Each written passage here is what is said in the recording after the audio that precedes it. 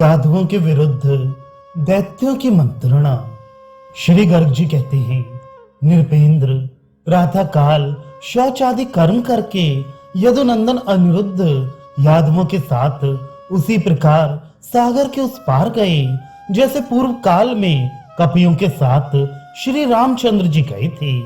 वहां जाकर उन अनिरुद्ध आदि यादवों ने पांचजन्य उपद्वीप देखा जिसका विस्तार 100 योजन था।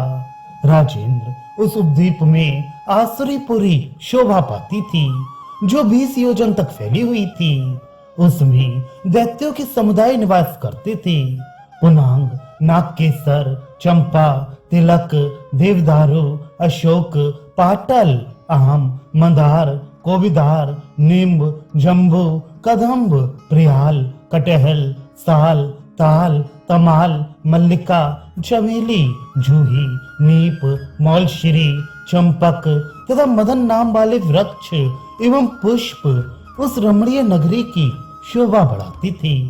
उसमें रत्नों के महल बने हुए थे। यादवों का आगमन सुनकर दुष्ट बलबल ने महात्मा यादवों की सेना की गणना करने के लिए मायावी मय को भेजा।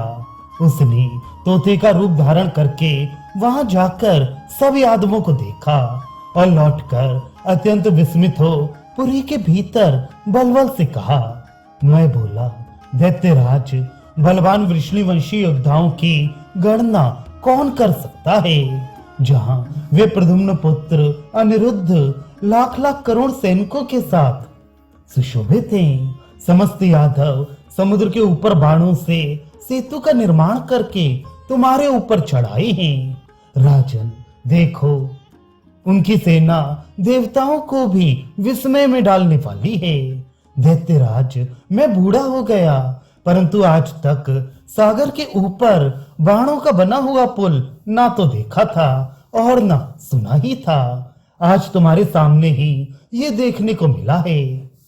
रघुकुल शिरोमणि श्री राम ने पूर्व काल में लंका के निकट जो सेतु निर्माण किया था वह पत्थरों और वृक्षों से बनाया गया था और उनके नाम के प्रताप से पानी के ऊपर प्रस्तर ठहर सके।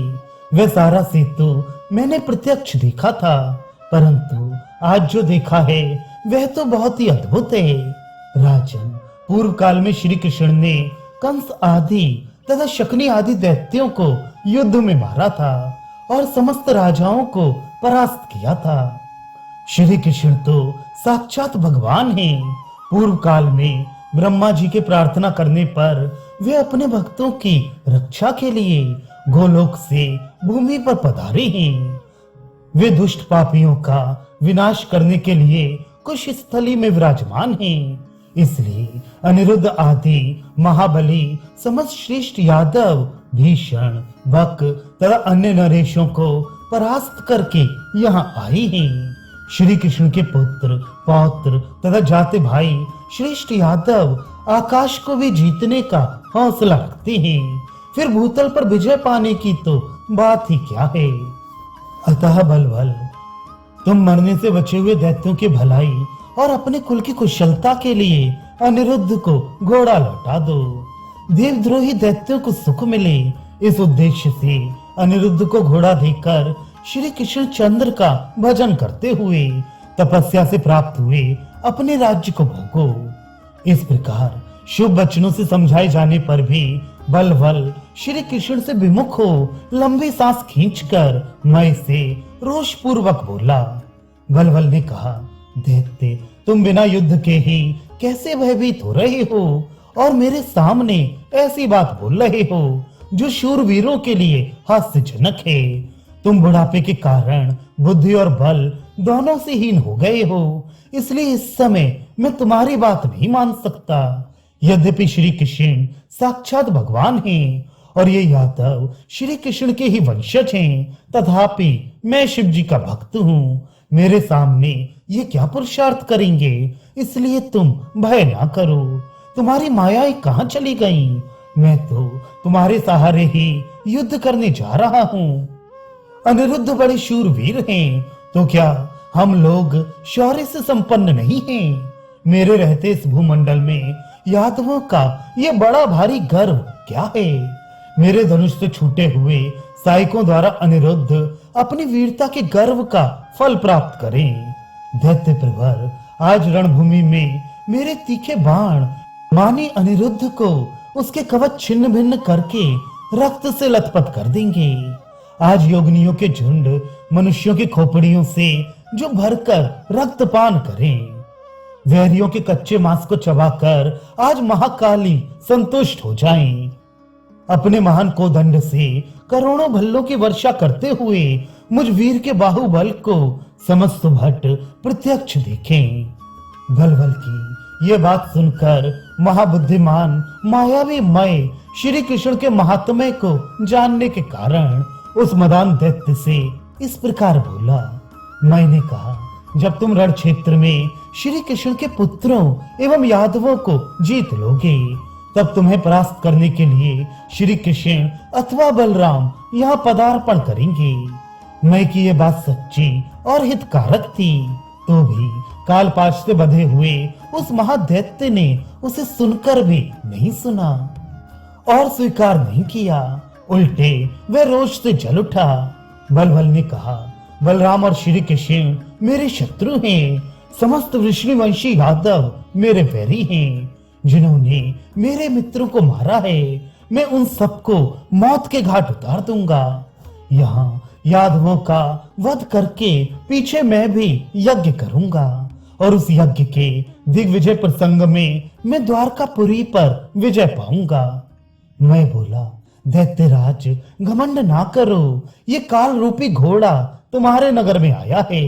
अब तक मरने से जो बच गए हैं, उन महान असुरों को मरवा डालने के लिए ही इसका यहाँ पदार्पण हुआ है।